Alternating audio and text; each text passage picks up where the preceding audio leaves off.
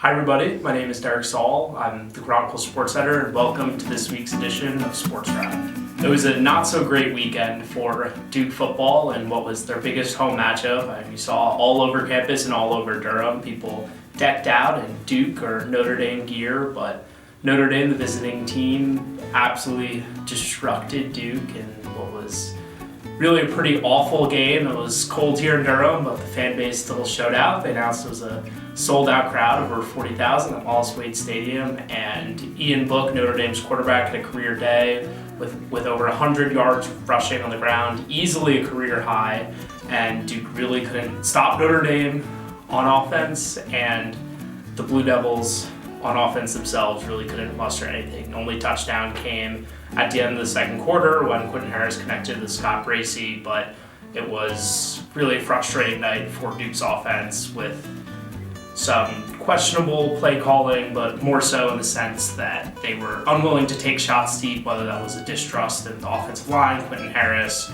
or just a general fear of Notre Dame's really daunting defense.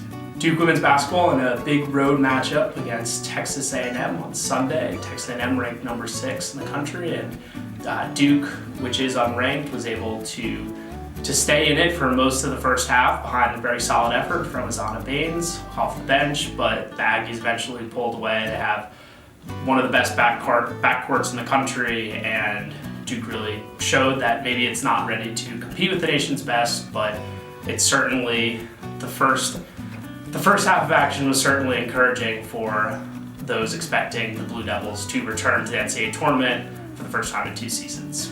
And in what was not much of a surprise, Duke men's basketball really took care of business against Colorado State Friday, and really the biggest story was just the Blue Devils are a defense-first team, and that hasn't been the case the last few years. Duke volleyball had a pretty miraculous comeback against NC State on Sunday after falling to UNC here at Cameron Indoor Stadium on Thursday.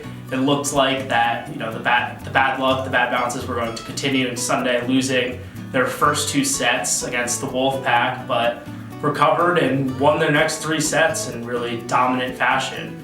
And they'll get a huge matchup with Pittsburgh this week, and last year Duke really made the NCAA tournament based on their upset of Pitt last year, and that'll be really, really big for the Blue Devils.